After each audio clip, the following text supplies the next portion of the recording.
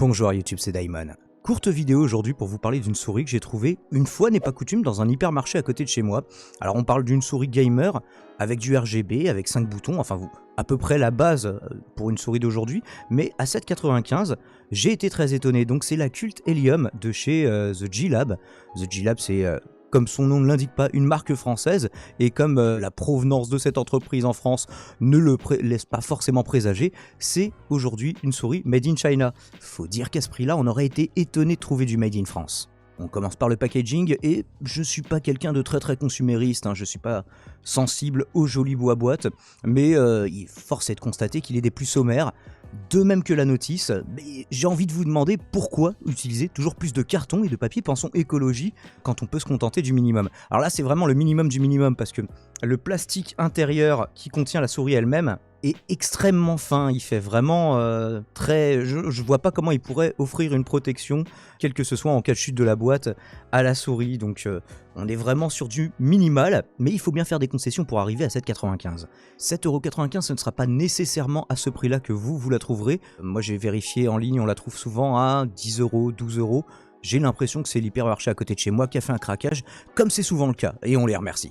Si l'on fait abstraction de cette boîte, au déballage on est plutôt agréablement surpris. Les 5 boutons y sont, donc c'est classique avec 2 boutons sur le côté gauche, donc plutôt pour les droitiers en l'occurrence, même si je crois pas avoir déjà vu des boutons sur le côté droit, mais j'imagine que ça peut exister. La prise en main elle-même fait plutôt ambidextre, donc 2 boutons sur le côté gauche, le bouton de switch classique pour les DPI, pour pouvoir changer votre sensibilité à la volée, et quand je vous dis à la volée, là il n'y aura pas d'autre choix que de le faire à la volée, mais on y reviendra. Le clic sur les boutons est un peu bruyant.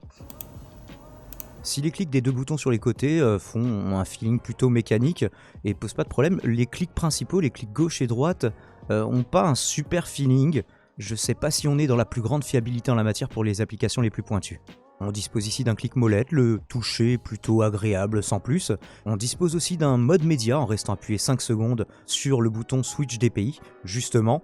Et à partir de ce moment-là, tous les boutons vont avoir une fonction complémentaire. Pause, lecture, couper le son, la molette qui va servir à régler le son, les 2 boutons sur le côté vont servir à avancer ou reculer dans la playlist. Bref, des fonctions tout à fait classiques, mais c'est appréciable de pouvoir les retrouver après. Le fait de rester appuyé 5 secondes, est-ce qu'un retour Windows, si on n'a pas de deuxième écran, n'est pas plus rapide?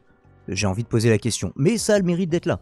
Parlons justement des DPI et du bouton qui leur est dédié. On a 4 niveaux de sensibilité qui sont sélectionnables, mais pas paramétrables. Et ça, c'est important, puisque c'est pour moi le plus gros défaut de cette souris, au-delà du côté légèrement cheap, mais qui est attendu à ce prix-là, même qui est plutôt une bonne surprise. Le fait de ne pas du tout avoir de logiciel, c'est embêtant pour pas mal de choses. Pour les DPI, si on veut un réglage un petit peu plus fin, évidemment, on ne pourra pas. Pour régler aussi tout le côté RGB, toutes les LED, donc pas de logiciel, contrairement à plusieurs autres souris de la marque. J'ai vérifié et j'ai essayé d'utiliser les autres logiciels, ils ne sont pas compatibles avec cette souris. Du coup, on ne pourra pas régler de façon un peu plus fine la sensibilité via un réglage de DPI.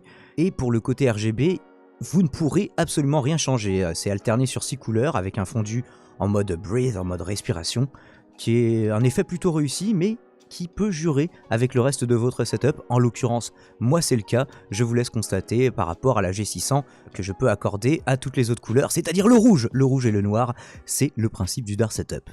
Si, comme je l'ai dit, les plastiques utilisés sur le principal de la souris font un peu cheap et participent sûrement à son côté un peu léger, qui fait un peu jouet, hein, je dois le reconnaître, il y a tout de même des réussites sur cette souris que je tiens à souligner. Par exemple, les zones de grippe qui sont agréable, dont la forme est profilée comme il faut, juste sous les boutons du côté gauche et du côté droit, le petit doigt, l'auriculaire, vient reposer, alors pas directement dessus, mais il vient se positionner sur le côté de la souris en touchant légèrement votre tapis de souris. Ce sera peut-être pas une souris qui sera très adaptée aux grandes mains par rapport à ça. Donc la zone de grippe est réussie, on a aussi le plastique de la molette qui est plutôt chouette, et le feeling sur le scrolling est relativement agréable. Dernier point très positif, impressionnant même pour ce prix, c'est le câble tressé. Le tressage autour de votre câble est censé protéger ce dernier, lui donner un petit peu plus de résistance, mais aussi un poil plus de rigidité. Donc c'est à double emploi, la plupart des souris haut de gamme le font. Alors je me suis posé la question, est-ce que The G-Lab a rajouté un tressage pour singer les marques plus chères, pour faire passer aux yeux du consommateur l'idée que cette souris est d'une meilleure qualité que ce qu'elle n'est réellement?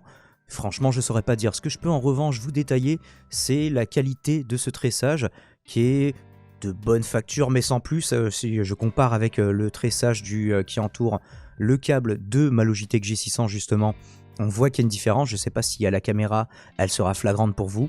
Et enfin, ce câble fait 1,80 m, ce qui est une longueur suffisante, mais on n'est pas confort suivant certaines installations. Ça peut être un petit peu court, un petit peu léger, donc prenez-le en considération si c'est quelque chose d'important pour vous.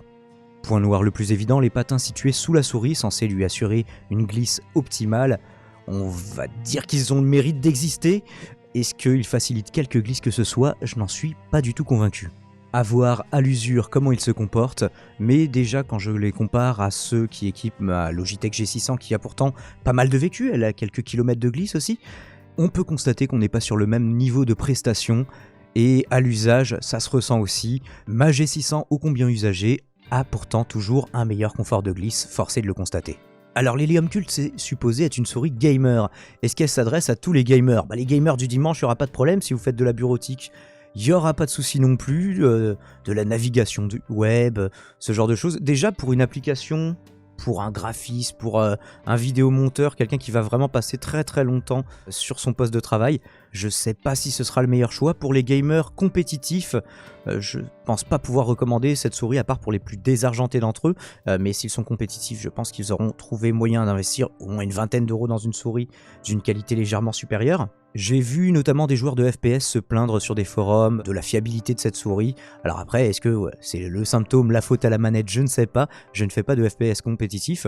Mais pour le reste, pour faire du Hearthstone par exemple, ça suffit largement. J'ai pas misclick et posé une carte par hasard à la faveur, ou plutôt à la défaveur d'un problème causé par mon matériel. Et du coup... Conclusion! Est-ce qu'il faut acheter cette souris de The G-Lab, la Cult Helium? Si vous n'avez pas beaucoup de pognon, oui, c'est une bonne souris. À 8 €, 7,95 € comme je l'ai trouvé, elle a littéralement pas de concurrence. À 10-12 €, j'imagine qu'on pourrait trouver en fouillant bien, j'ai fait des petites recherches. J'avais quand même l'impression que ça se précipitait pas au portillon tarifaire à 10-12 €. À partir de 15 et surtout de 20 €, vous pourrez honnêtement trouver mieux, mais ça n'est clairement pas le public visé par cette Cult Helium, qui est ultra low cost, spartiate, plutôt réussie, relativement cheap dans certaines de ses finitions, impressionnante sur d'autres de ses caractéristiques, dont le manque de budget se fait sentir sur une partie du matériel qui la constitue, et à l'inverse, à d'autres éléments qui surprennent pour ce positionnement tarifaire, le câble tressé, le clic molette et la molette d'une manière générale, et les deux grips sur les côtés. Honnêtement, à ce prix-là, la plupart du temps, ce que vous trouverez, c'est des souris 3 boutons, des Logitech en fait une, je crois, à 9 €, donc plus cher que ce que j'ai eu, mais Logitech c'est quand même un petit peu plus réputé. Et sur le long terme, eh bien, j'éditerai le commentaire que j'épinglerai en dessous de cette vidéo. Justement, n'hésitez pas à commenter si ce test de matériel vous plaît, à m'envoyer du matériel si vous êtes une marque et que ça vous dérange pas que je défonce votre produit s'il est mauvais, hein. Donc ils ne m'en enverront pas. Abonnez-vous pour ne pas manquer les prochains épisodes de DieTech. Si le cœur vous en dit, vous pouvez faire un don pour soutenir cette petite chaîne. Je vous dis à très vite. C'était Daimon.